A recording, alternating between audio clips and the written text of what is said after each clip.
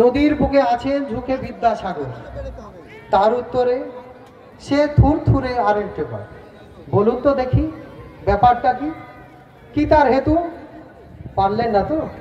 আসলে দুটোই সেতু। বাংলা এবং বঙ্গভাষীর কৃষ্টি এবং কান্না হাসির দুইজনে দুই স্তম্ভ ছিলেন।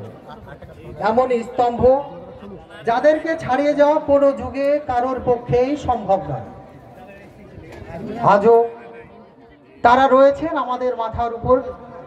ওনাদের আশীর্বাদ আমাদের সুস্থ সংস্কৃতির পাথেয়।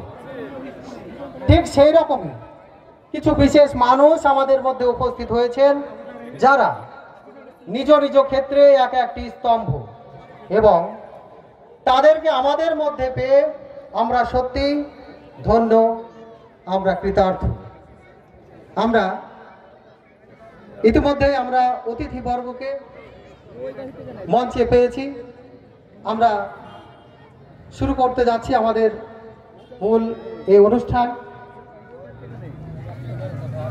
আজকের এই সভা সভাপতি হিসাবে আমি